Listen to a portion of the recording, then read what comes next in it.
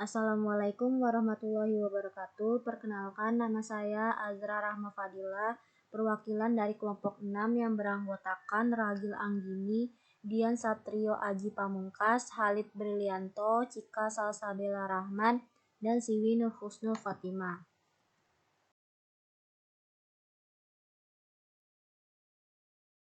Di sini saya akan menjelaskan tokoh-tokoh dan teori belajar kognitif.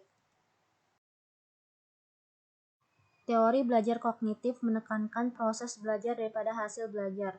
Menurut teori kognitif, ilmu pengetahuan dibangun dalam diri seseorang melalui proses interaksi yang berkesinambungan dengan lingkungan. Proses ini tidak berjalan terpatah-patah, terpisah-pisah, tapi melalui proses yang mengalir bersambung-sambung menyeluruh. Menurut psikologi kognitif, belajar dipandang sebagai suatu usaha untuk mengerti sesuatu. Usaha itu dilakukan secara aktif oleh siswa. Berikutnya, tokoh-tokoh beserta teorinya. Yang pertama, teori Jean Piaget, yang kedua, teori Robert M. Gagne, yang ketiga, teori Ausubel, yang keempat, teori Brunner. Yang pertama, teori belajar Jean Piaget. Ada 3 tahapan belajar menurut Jean Piaget. Yang pertama, asimilasi. Proses pengintegrasian informasi ke struktur kognitif yang sudah ada. Yang kedua, akomodasi. Proses penyesuaian struktur kognitif ke dalam situasi yang baru.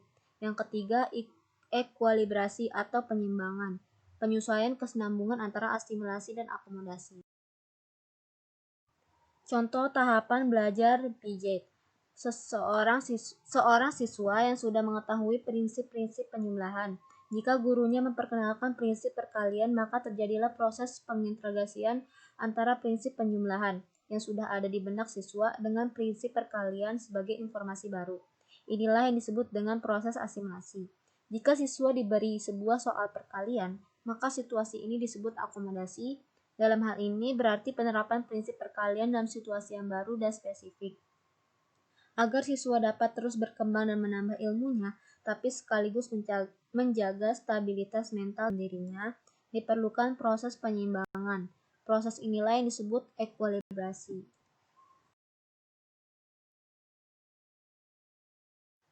Menurut Piaget, proses belajar harus dengan tahap perkembangan kognitif yang dilalui siswa. Ada 4 tahap perkembangan. Yang pertama, tahap sensorimotorik, 0-2 tahun. Anak belajar melalui gerak dan inderanya yang meliputi penglihatan, penciuman, pendengaran, dan peraba. Yang kedua, tahap praoperasional, 2-7 tahun. Pada tahap ini adalah pada penggunaan simbol atau bahasa tanda dan mulai berkembangnya konsep-konsep intuitif. Tahap ini dibagi menjadi 2, yaitu preoperasional dan intuitif. Operasional 2-7 tahun dibagi menjadi 2, yaitu preoperasional umur 2-4 tahun. Anak telah mampu menggunakan bahasa dalam mengembangkan konsepnya walaupun masih sangat sederhana. Karakteristik tahap ini adalah yang pertama, self-counternya sangat menonjol. Yang kedua, dapat mengklasifikasikan objek pada tingkat dasar secara tunggal dan mencolok. Yang ketiga, mampu mengumpulkan barang-barang menurut kriteria, termasuk kriteria yang benar. Yang keempat, dapat menyusun benda-benda secara berderet. Yang kedua, tahap intuitif umur 4-7 tahun. Anak telah dapat memperoleh pengetahuan berdasarkan pada kesan yang agak abstrak. Karakteristik tahap ini adalah yang pertama, anak dapat membentuk kelas-kelas atau kategori objek, tetapi kurang disadarinya. Yang kedua, anak mulai mengetahui hubungan secara logis terhadap hal-hal yang lebih kompleks. Yang ketiga, anak dapat melakukan sesuatu terhadap sejumlah ide. Yang keempat, anak mampu memperoleh prinsip-prinsip secara benar. Tahap perkembangan yang ketiga adalah tahap operasional konkret, 7-11 tahun. Anak dapat berpikir secara logis pada kejadian yang konkret. Pada tahap ini, perkembangan anak didasarkan langsung pada peristiwa atau kejadian yang langsung dialami oleh anak. Yang keempat adalah tahap operasional formal, 11 tahun ke atas. Pada tahap ini, anak telah mampu berpikir secara abstrak, sehingga ia dapat berpikir tanpa melalui peristiwa secara langsung dengan langsung menyimpulkan sesuatu pada nalarnya. Proses belajar yang dialami anak berbeda pada tahap yang satu dengan tahap yang lainnya. Secara umum, semakin tinggi tingkat kognitif seseorang, maka semakin teratur dan juga semakin abstrak cara berpikirnya. Oleh sebab itu, guru seharusnya memahami tahap-tahap perkembangan kognitif anak didiknya, serta memberikan isi, metode, media pembelajaran yang sesuai dengan tahap-tahap tersebut. Yang kedua adalah teori belajar Robert Engage. Teori belajar yang berasal dari psikologi kognitif adalah teori pemrosesan informasi atau Information Processing Theory yang dikemukakan oleh Gagne. Menurut teori ini, belajar dipandang sebagai proses memproses informasi dalam otak manusia. Pengolahan otak manusia yang pertama itu reseptor atau alat-alat indera, menerima rangsangan dari lingkungan dan mengubahnya menjadi rangsangan neural, memberikan simbol-simbol informasi yang diterimanya dan kemudian diteruskan. Yang kedua, sensory register atau penampungan kesan-kesan sensoris. Terdapat pada syaraf pusat, fungsinya menampung kesan-kesan sensoris dan mengadakan seleksi sehingga terbentuk suatu kebulatan perseptual atau persepsi selektif. Informasi yang masuk sebagian masuk ke dalam memori jangka pendek, sebagian hilang dari sistem. Pengolahan otak manusia yang pertama itu short term memory atau memori jangka pendek, menampung hasil pengolahan perseptual dan menyimpannya. Informasi tertentu disimpan lebih lama dan diolah untuk menentukan maknanya. Memori ini disebut juga memori kerja atau working memory. Kapasitasnya sangat terbatas, waktu penyimpanannya juga pendek. Informasi dalam memori ini juga dapat ditransformasi dalam bentuk kode-kode dan selanjutnya diteruskan ke memori jangka panjang. Yang kedua, long-term memory atau memori jangka panjang, menampung hasil pengolahan yang ada di memori jangka pendek. Informasi disimpan dalam jangka panjang dan bertahan lama, siap untuk dipakai bila diperlukan. Saat transformasi informasi baru terintegrasi dengan informasi-informasi lama yang sudah tersimpan. Pengeluaran kembali atas informasi-informasi yang tersimpan dalam memori ini adalah pemanggilan. Dua cara pemanggilan. Yang pertama, informasi mengalir dari memori jangka panjang ke memori jangka pendek dan kemudian respon generator. Yang kedua, informasi mengalir langsung dari memori jangka panjang ke respon generator selama pemanggilan. Pengolahan otak manusia yang ketiga adalah respon generator atau pencipta respon, menampung informasi yang tersimpan dalam memori jangka panjang dan mengubahnya menjadi reaksi jawaban.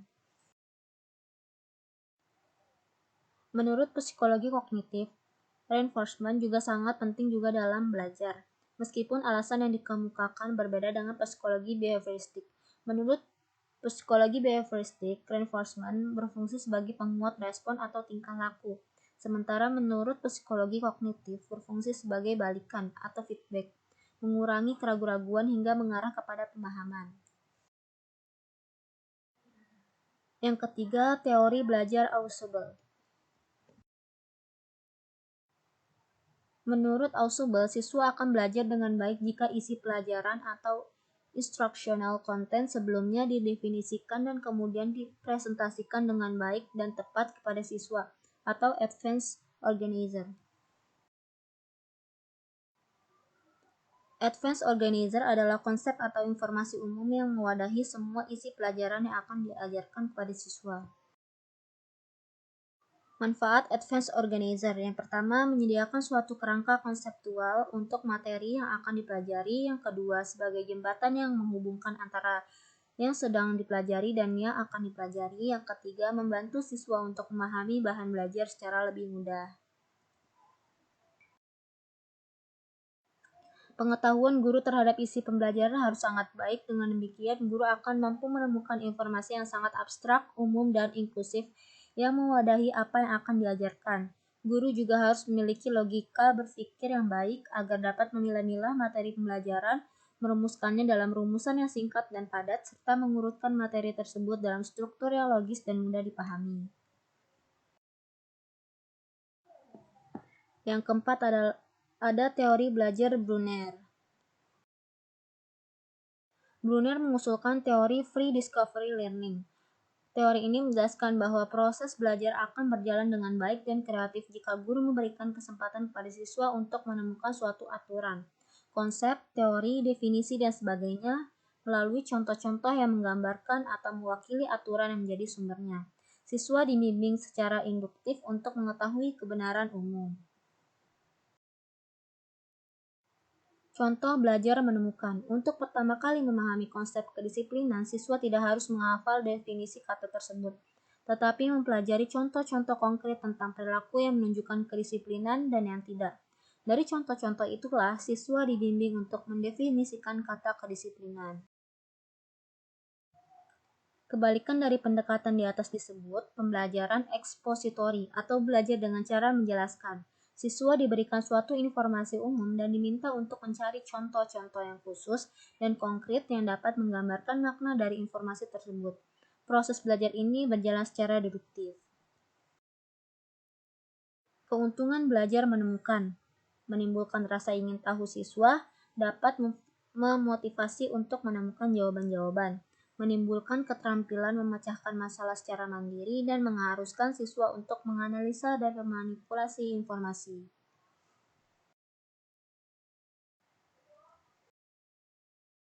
Saya kurang lebihnya mohon maaf. Wassalamualaikum warahmatullahi wabarakatuh. Semoga bermanfaat.